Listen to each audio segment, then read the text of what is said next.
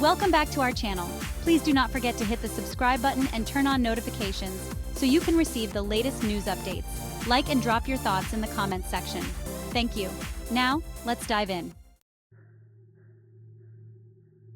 On November 10, 2024, a significant natural disaster struck eastern Cuba. A powerful earthquake, registering a magnitude of 6.8, hit the southeastern coast near the town of Bartolomé Mazo in Granma Province. It was one of the most intense earthquakes Cuba has experienced in recent history. The tremors were strong enough to shake buildings across Santiago de Cuba and spread through surrounding rural areas. Despite the strength of this earthquake, there were no immediate reports of casualties, which is a relief to the region. However, the quake caused structural damage near the epicenter, especially in areas like Pilon. Many buildings in these rural regions are older and more vulnerable to seismic events, which makes recovery a challenge. Fortunately, Havana, the Cuban capital located farther to the northwest, did not feel the effects of the quake. The earthquake originated from a depth of 14 kilometers, or about 8.7 miles, according to data from the U.S. Geological Survey. The shallowness of this quake's depth likely intensified the impact on the surface, leading to more powerful and felt shaking across the region. The U.S. National Tsunami Warning Center assessed the earthquake and reported that there was no threat of a tsunami, which brought a sense of relief to coastal communities concerned about additional dangers. This earthquake struck eastern Cuba at a time when the nation is already struggling with the aftermath of recent hurricanes.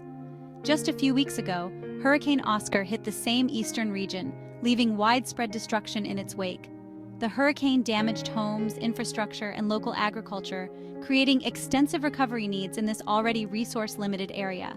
In the days following Hurricane Oscar, many residents had only begun the rebuilding process when this earthquake added another layer of disruption. Meanwhile, Hurricane Rafael recently impacted Cuba's western regions, causing further damage. This powerful storm caused a major collapse in the national power grid, leaving an estimated 10 million people without electricity across the island. Recovery efforts to restore power and rebuild infrastructure have been underway, but remain slow and complicated.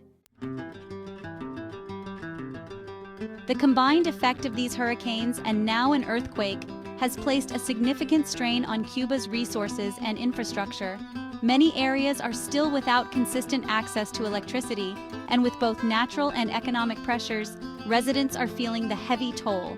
In the face of these overlapping disasters, local authorities and emergency services in Cuba have been working tirelessly.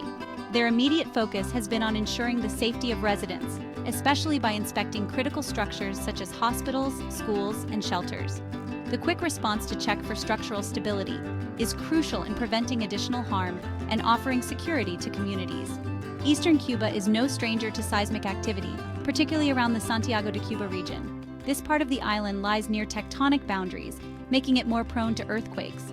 Cuban authorities have historically invested in seismic preparedness and response plans for this area, understanding the risks posed by its geographic location. However, balancing earthquake preparedness with the ongoing need to recover from hurricanes is an unprecedented challenge. Recovery will likely be a long-term effort, requiring not only rebuilding damaged homes and infrastructure, but also fortifying these structures against future natural disasters.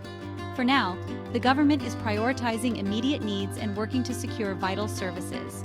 But resources remain stretched, and the efforts needed to fully restore safety and stability will require significant time, investment, and resilience.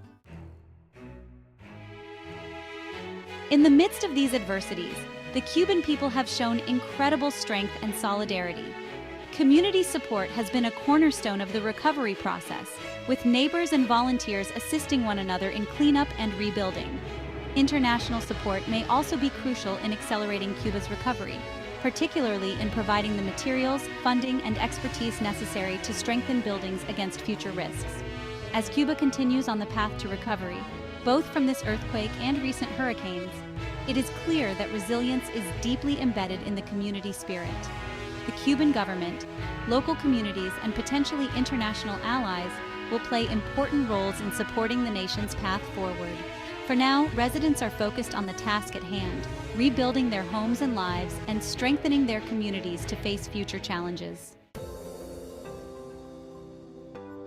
This earthquake serves as a stark reminder of the vulnerabilities that regions near tectonic boundaries face, particularly when they're also exposed to extreme weather events.